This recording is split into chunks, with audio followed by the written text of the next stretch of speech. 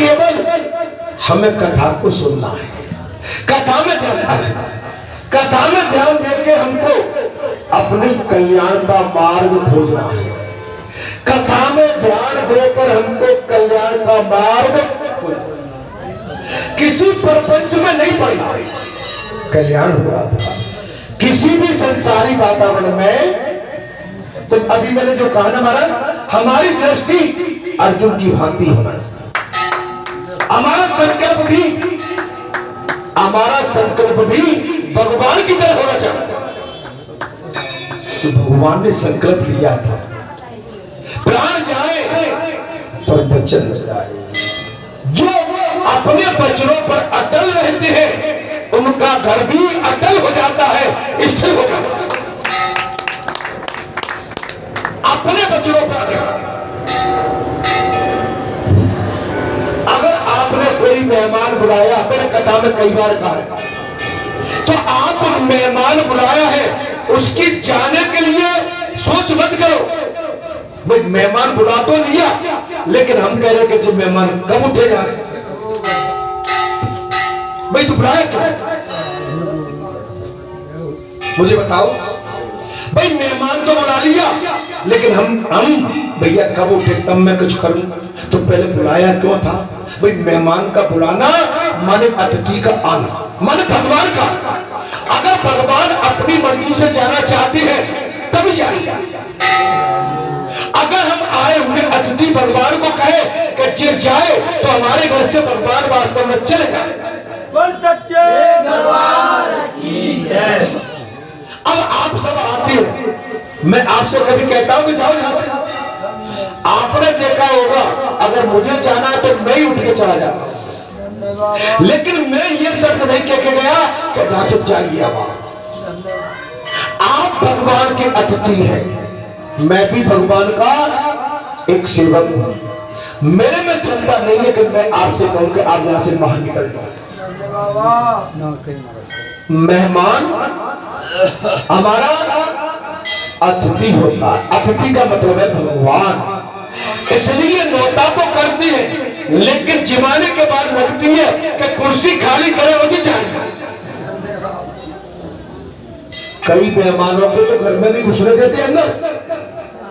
आपने देखा है कई मेहमानों को घर की चौखट से अंदर नहीं होने देते, बाहर बच्चे पे कुर्सी डाल के बैठ जाते हैं। और कोई गहरा आ जाए, कोई बढ़िया नीला कुर्ता सफेद वाला और फौज वाला, आओ आओ चलो भीतर, चलो भीतर। और कोई भैया सीधा साहब ऐसे बैठे, एक कुर्सी और डाल दो बाहर, कहा जा रहे हो जा, बहुत चौखट के पीछे हो गई। क्यों कथा ठीक लग रही है?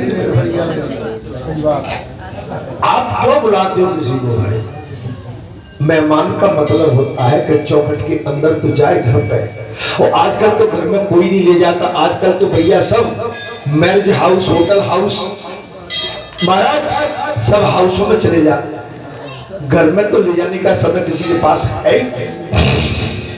मैं कथा की ओर आता हूं महाराज। जो लोग निरंतर आपका स्मरण करते हैं, वे मोक्ष रूपी घर की रक्षा करने में कुशल एवं उसे पाने के लिए सहयोग पात्र है। जो आपका सदैव चिंतन करते हैं, वही आपसे मोक्ष पाने तथा धन की रक्षा करने में सुपात्र है। मोक्ष भी पाएंगे और अपने खजाने की रक्षा भी करेंगे, संसार रूपी खजाने। उनकी बुद्धि परम शुद्ध होती है। अब हम माता के प्रांगण में आते हैं तो आप जे नहीं सो भगत जी के घर जा रहे हैं या पंडित जी के घर जा रहे हैं, अमुक पंचों के घर जा रहे हैं। नहीं, हम माँ के दरबार में जा रहे हैं, हम बालाजी दरबार में जा रहे हैं। इनमें हमारा कोई कुछ भी नहीं है।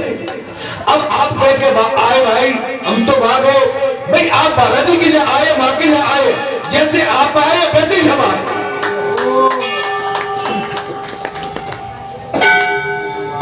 हाँ, लेकिन यहाँ के जो सेवादार है, यहाँ के जो करता धरता है, वो आपका बराबर ध्यान रखे, आते जाते हैं। जो अपने आप को यहाँ सेवादार मानते हैं या सेवादार है, उनको आप सब अतिथियों का बराबर ध्यान रखना है। आते जाते का, आते जाते का। बोलो दुर्गे मैया की, बालाजी धाम की। भगवान सूर्य ने कहा, महाराज बेमोक्ष रूपी घर की रक्षा करने में कुशल एवं उसे पाने के स्वर्ग पात्र है। हे मां, उनकी बुद्धि परम शुद्ध होती है। जो आपके आंगन में रहते हैं, आपकी चौखट पर रहते हैं, आपका दिन रात भजन करते हैं, आपका दिन रात कीर्तन करते हैं, उनकी बुद्धि परम शुद्ध होती है। लेकिन मंदिर में भी रहेंगे और ऐसे लेट के और टांग पर टांग धर के और ऊपर को धुआं उड़ाओ बैठ के, तो जिन अपवित्रता है। मंदिर में रह के आप इस सत्संग हॉल में सो जाओ तो ये भी अपवित्रता है। सत्संग हॉल में ये भगवान का परम शुद्ध एक कहते हैं वहां क्या है, दरबार है। इसमें सोना वर्जित है। लेकिन मैं कई बार देखता हूं कि यहां सो जाते हैं। नहीं सोना चाहिए। मैं बार बार चेतावनी दे रहा हूं, यहां नहीं सोना चाहिए। सोने के लिए बहुत जगह है, समुदाय भवन पड़ा हुआ है, 4-5 आदमी रहते हो। इस स्थान को छोड़ के आप कहीं भी आराम कर सकते हो। ये आलस के लिए नहीं है, ये आलस को भगाने के लिए है।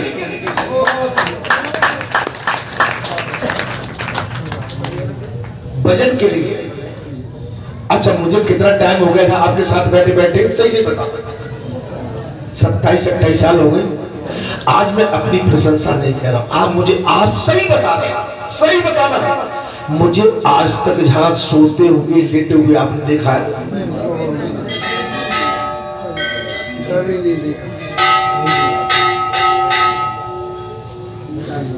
तो मैं इसलिए कह पा रहा हूं कि जब आपने मुझे देखा नहीं है तभी मैं अधिकारी हूं कहने। अगर मैं लेटा होता तो आप अभी खड़े हो जाते, कौन महाराज आप तो या लेटे रहते, हमसे कहते। चोर से चोर जब भी कह सकते हो जब आपने चोरी न की हमको। आप मेरी बात को समझिए। आप इस व्यासपीठ पर जब भी अधिकारी है, सत्य का निर्णय देने वाले कि आपने कुकर्म न किया।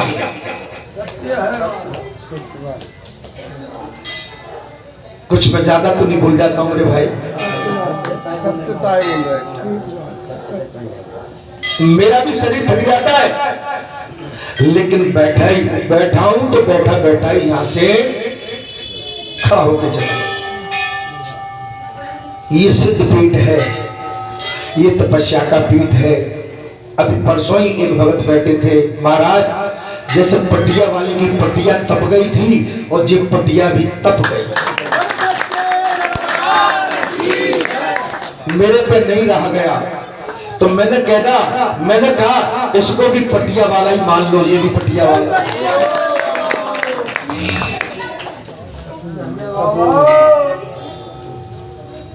तपस्या पटिया पे होती है, तपस्या सोफा पे सिंहासन पे नहीं होती, तपस्या पटिया पे।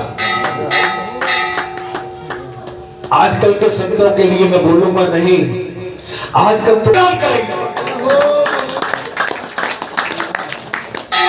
आडंबर से बड़ा नहीं होता जी, अपने किए हुए सत्कर्म से बड़ा होता है।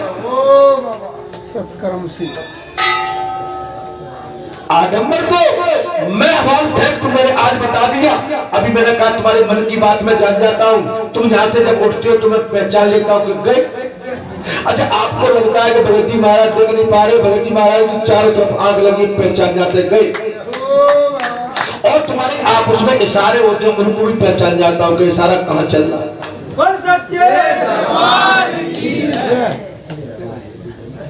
नहीं, लेकिन मेरा आशय आपको छोटा करने के लिए नहीं है, मेरा आशय आपको सचेत और सावधान करने के लिए।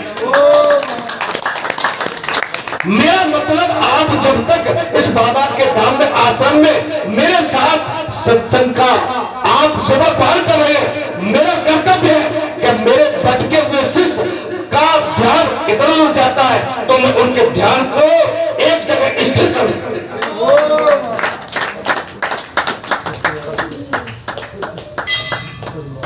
अगर कॉलेज के अंदर कोई फैकल्टी माने प्राध्यापक, अध्यापक, व्याख्याता अगर कहीं पढ़ा रहा है किसी सब्जेक्ट पर, वो लेक्चर दे रहा है, अगर उसके अंदर जो विद्यार्थी बैठे हैं क्लास के अंदर, अगर वो प्राध्यापक फैकल्टी की बात नहीं सुनेंगे तो क्या फैकल्टी तुमसे संतुष्ट होगी? नहीं होगी। यहां पर इतनी बड़ी फैकल्टी बैठी है जो संसार की जड़ को जानती है।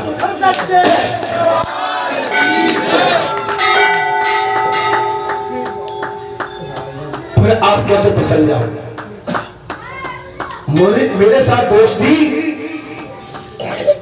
कल किसी का फोन आ गया, अरे साहब हनुमान जयंती का महापर्व आ गया भैया आ जाना। मैं परिवार के आ गया, वो बोले हमारे कोई विभाग के थे, अरे साहब आपको कोई नहीं भूल सकता है। क्यों भैया? अरे साहब आप चीज ही ऐसी हो कि कोई भूल नहीं सकता। मुझे अपने मुंह से कहने में अच्छा तो नहीं लग रहा है। मैंने नहीं भाई हम कैसी चीज है? बोले साहब आप अमूल्य चीज हो। अरे भाई मेरे विभाग के अंदर तो बड़ बड़े और भी अमूल्य धनवान है, बलवान है, सब कुछ है। बोले साहब आप जैसा नहीं करेगा। मैं अपने मुंह से कहना मुझे शायद ठीक नहीं लग रहा है, लेकिन सामने वाला मुझसे प्रश्न कर रहा है। मैंने कि भैया आओगे कि नहीं आओगे? साहब आपको कौन भूल सकता है? अरे भाई मैंने कि मुझे 7-8 साल वहां से विभाग से बाहर हो गए हैं। बोले साहब कैसे भी हो जाए, जब धर्म नीति की बात आती है तो आपका उदाहरण तो दिया ही जाता है। अरे हमारे बाद कोई इस गद्दी पर भी बैठे तो इस गद्दी पर मैं कोई ऐसा पाप न छोड़ जाऊं जो मेरे पाप का कहीं फिर से कोई इसका बखान करे।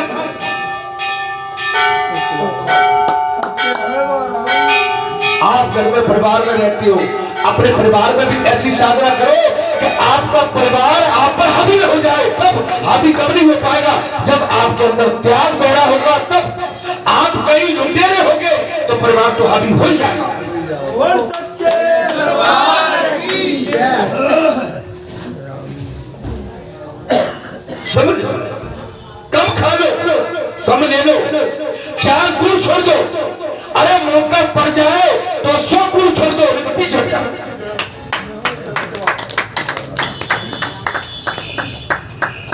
अरे बड़े भैया बंदा बेईमान, तेरे जैसा बेईमान कोई हो नहीं सकता। बड़ा होकर भी तू छोटे की बात नहीं मानता है। बड़े को हमेशा छोटा बन के रहेगा, छोटा बन के रहेगा तब जीवन में वो बड़ा हो पाएगा। छोटे बन के, छोटे बनने में बड़ा आनंद आता है। भाई भी प्रेम करते हैं, परिवार प्रेम करता है, आप जैसे मानव प्रेम करते। कब? जब छोटे बन के रहते तब। हम यहाँ पर अपनी पापाई, अपना बड़प्पन, अपना सब कुछ, अपना बखान, अपने मियाँ बिट्टू, ये हमको नीचे ले जाता है, धरातल में ले जाता है, ये हमें विनाश क्यों ले जाता है? क्या कह दिया मेरे भाई? छोटे बन के मौका पड़ जाए तो छोटे को आगे कर दो, भैया ले जाओ, इनसे पूछ पाछ लो, हमारी तो हाँ में हाँ करो, तब तो आनंद आता है। कथा में वही बात आ रही है, सच्ची पढ़ाई है। कथा तो मैं पढ़ दूं, कथा भी वही बोल रही है महाराज, वे मोक्ष रूपी धन की रक्षा करने में कुशल एवं महाराज उसे पाने में सुयोग बात है, उनकी बुद्धि परम शुद्ध होती है। जो भगवान की भक्ति में लीन रहते उनकी बुद्धि परम शुद्ध होती है। वो अपने में पराये में, मेरे लिए आप इस समय एक समान है। मैं न तो जिस माता ने मुझे जन्म दिया है न उसकी तरफ देख रहा हूँ, न जिस पिता ने मुझे जन्म दिया है उसकी तरफ देख रहा हूँ। मैं तो सब आपके चरणों की ओर देख रहा हूँ कि आप मेरे लिए बहुत कुछ है। पता नहीं जन्म देने वाला बड़ा होता है कि पालता है वो बड़ा। मैंने तो सुना है कि कन्हैया को जन्म तो देवकी ने वासुदेव ने दिया था, लेकिन पालने वाले तो नंद बाबा जसोदा थे। पालने वाले का अधिकार कहीं ज्यादा होता है। पुराण हम अगर उस तरफ जाएं तो जिन्होंने हमारा पालन पोषण किया है हमारे लिए वो श्रद्धेय है, हमारे लिए पूजनीय है। भले ही जन्म देने वाले भले ही आज इस संसार में नहीं है, लेकिन जिन्होंने हमारा पालन पोषण किया, हमारा ध्यान रखा, जिन्होंने हमको इस योग बनाया, हमको जहां तक पहुंचाया, वो हमारे लिए पूजनीय। जानते हो कौशल्या ने तो जन्म दिया था कि कई बहुत प्रेम करती थी भगवान से।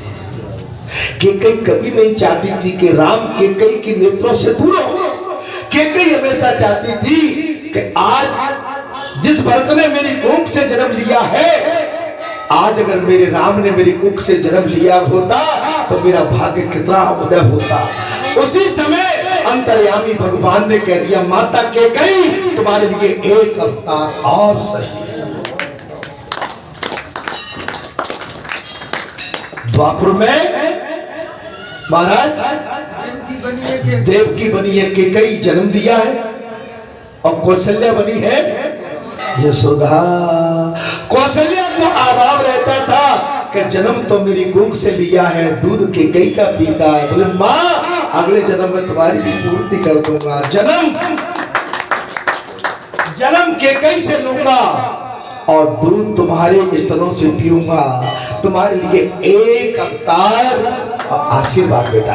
और समझ लो भगवान अंतर्यामी है, आपकी पूरी इच्छा की पूर्ति करते हैं, लेकिन लेने वाला चाहिए भगवान से।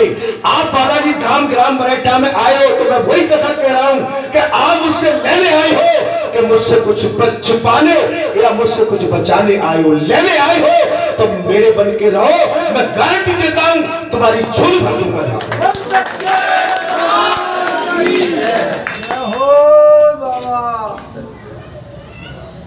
मेरे बन के जब माता पिता के चरणों में हम शरणागत हो जाते हैं तो वो माता पिता उदार हो जाते हैं। बेटा मांगो, तुम्हें जो चाहिए सो मांगो। वो माता पिता उदार हो जाते हैं, वो महापुरुष उदार हो जाते हैं। वो भगवान तो उदार है ही, भगवान से बड़ा उदार संसार में कोई नहीं है। वो तो जरा सी आपने इच्छा की नहीं और आपकी झोली में भगवान ने फल डाला है। उनकी बुद्धि परम शुद्ध होती है।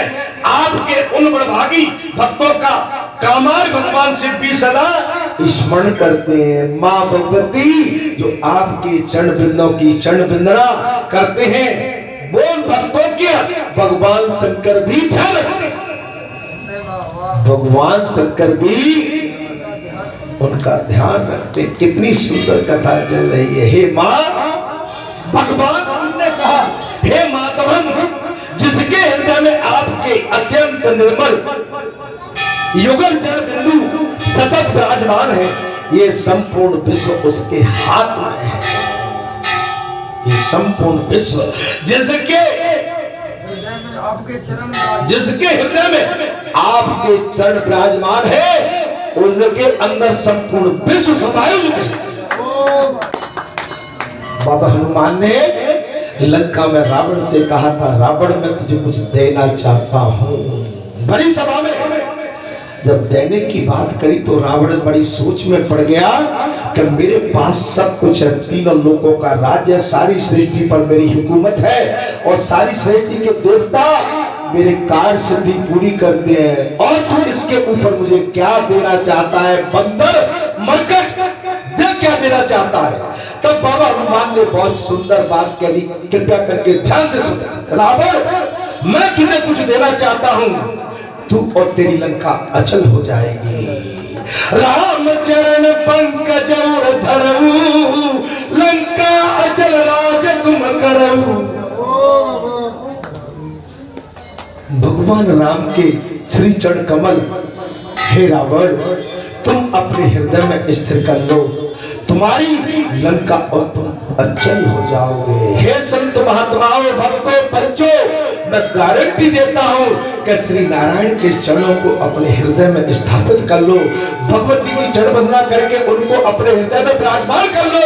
ये संसार तुमसे माने तुमको हिला नहीं पाए, ये संसार तुमको हिला नहीं पाए। कब? तब भगवान के बन जाओगे, भगवान का तो बनना पड़ेगा। एक म्यान में दो तलवार नहीं। खेत याद, रात में खेत याद आ गया तो खेत के लिए बैठ गए। खेत खेत खेत खेत खेत काटेंगे काटेंगे, को आवे वो कौन से कटाने आओ ना मिलना अपना कर।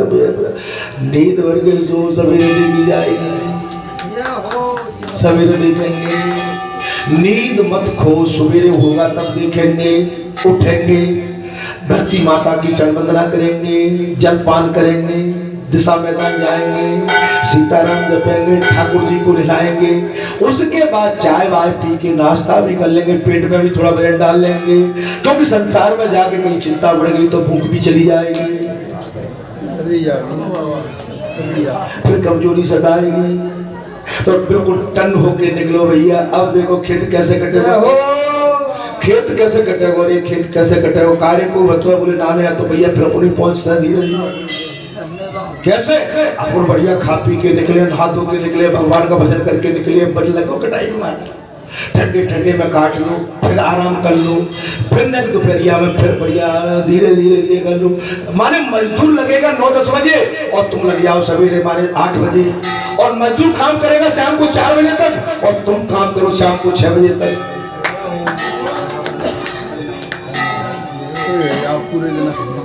अब कहो कि मैंने गणित कैसे बताया। मेरे को कोरोना हो गया था, क्या हो गया, 20-25 दिन के लिए मुझे जेल में डाल दिया, घर में बंद कर दिया था। हम हमारे साथ जिसने साथ फेरे लिए दोनों बड़े अंदर खिड़की में से झांकते, कोई तो बोलेगा भाई, सब डर के भाग जाते थे। ए भैया क्या कर दिया हमने, कैसे गुनाह रहा है, तुम क्या कर रहे भाई। जरा डब्बा धर के ऐसे धर के भाग लेते, डब्बा उठा के हम जैसे कोई छुआछूत का आदमी होता उठा के निकल ले जाते थे, और दोनों प्रेम से बैठ के खा लेते, हंस के खाते। देखो क्या लगी है, मेरी तुम चिंता मत करो, बीमार नहीं होती तो तुम्हें 1 महीना रोटी बनाना पड़ती, रोटी बन गई, रोटी बनी बनाई मिल रही है, जीव आनंद है दोनों टाइम। और असली असली व्यंजन आते हुए भाई साहब के लिए असली भेजो, कोई कुछ भेजो, वो खींच के खाए पाए। और वहां से आदेश मिल गया कपड़े धरेरन देना। मैंने कितने दिन के लिए, बोले महीना भर के कपड़ा धोना मत। क्या करोगे, बोले हम धो लेंगे। भैया हम डेली भी अपना काम भी करते। अच्छा नौकर भी चला गया, कोई नहीं। अब क्या करते हो, तू झाड़ू लगा, ठीक है मैं पोछा लगाता हूँ। क्यों, मैंने क्या बुरा किया। एक काम करो, ऊपर तो रोज लगाओ क्योंकि जहाँ रहते 24 घंटे, और मंदिर पूजा रसोई है नीचे, बोले नीचे केवल झाड़ू झाड़ू लगा दो, 2-4 छिद्रा में नीचे, फिर बन जाए काम, कर लेना। नहीं दो आप दिवाली आ गया, घर के कपड़े धुल लेते, पर्दे धुल लेते, सब क्या करें, अरे बनी बनाई मिल रही है, मुझे काम नहीं करते रहो बेटे।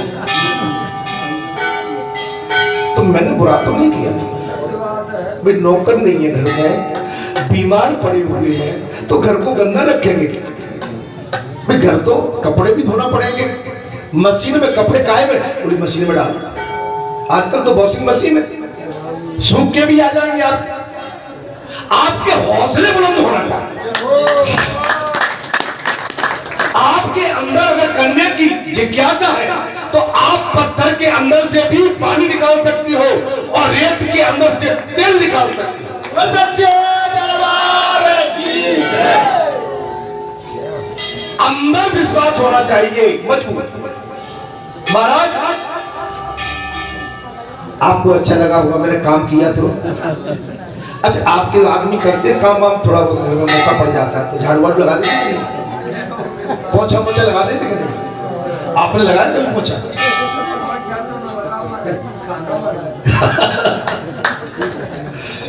तो पोछा लगाना जरूर सीख लो। हाँ भैया के लगा रहे हैं बताओ। और पोछा भी आजकल उसमें आ रहे हैं, लकड़ी में वो आ जाता है, वो कैसा आता है खड़े खड़े। अब तुम कहे इतने बड़े महाराज पोछा लगा ले, महाराज कोई बड़े नहीं होते। घर में जब एक बात बताया ना, समय बड़ा बलवान होता है, समय अच्छे अच्छों को झुका देता है। समय राजा को रंग बना दे और रंग को राजा बना दे। अब बताइए कोरोना में अगर किसी का पुत्र चला गया तो बाप उसके पास नहीं जा पा रहा है, ये समय है क्या? जाए ना पाए महाराज, क्यों ना जाए पाए। अगर बेटा चला गया तो बाप तरफ रहा लेकिन जा नहीं पा रहा। अगर हमें दोनों को कोरोना हो गया महाराज, तो अब हम जे चक्कर में हमारी लिपेट में कोई और आ गया, कहीं कोई और अनहोनी हो गई तो ये दोष हमको और लग जाएगा। अगर मरेंगे तो दोनों संग, और भाई अच्छा दोनों ने हुआ तो अच्छी बात है, टपकेंगे तो दोनों संग टपक जाएंगे। महाराज वो तो सत्य है। अर्थात यहाँ पर भगवान सूर्य ने कहा, मंगल गौरी जो प्रतिदिन आपके नाम का जप करता है उसके घर की अणिमा आज 8 सिद्धियां कभी छोड़ती नहीं। 8 सिद्धियां अणिमा, 8 सिद्धियां जो आपका तप करता है, भजन करता है, आपका जप करता है। हमारे महाराज सप्तमी का पाठ कर रहे हैं। ये कभी पुजारी सपने में सोचे थे पुजारी बनेंगे?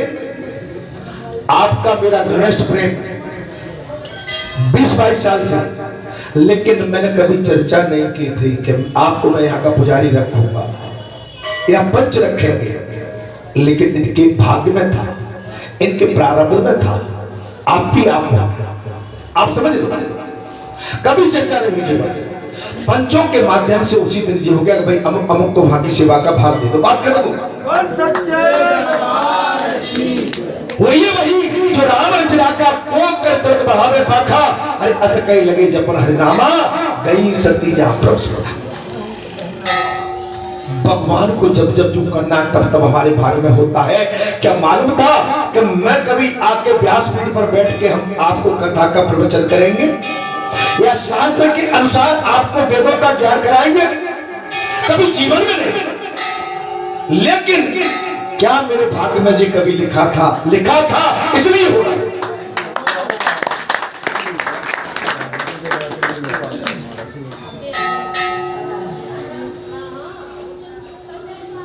भगवान सूर्य ने कहा, देवी आप ही प्रवृत्त स्वरूपा वेद माता, वेद गायत्री है।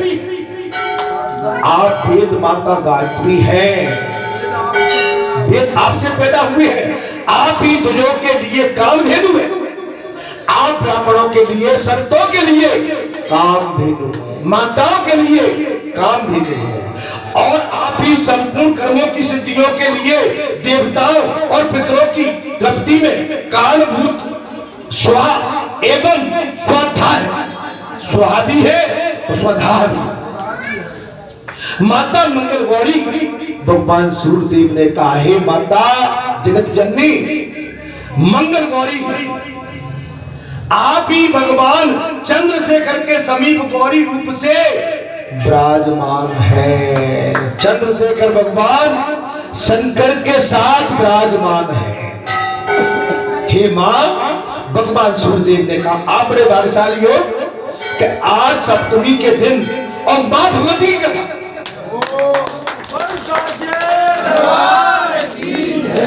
कोई मैंने तो निर्धारित नहीं की थी, मैंने तो नहीं लिखा था। आपने जब जब देखे होंगे महाराज, जब जब जो पर्व आते हैं और उन पर्वों में वो कथा आ ही जाती है। आप ही ब्रह्मा जी के निकट सावित्री होकर रहती है। भगवान सूर्य देवता ने कहा, हे मां भगवती, आप ही ब्रह्मा जी के निकट सावित्री होकर रहती हैं। आप चक्रपाणी भगवान विष्णु, आप चक्रपाणी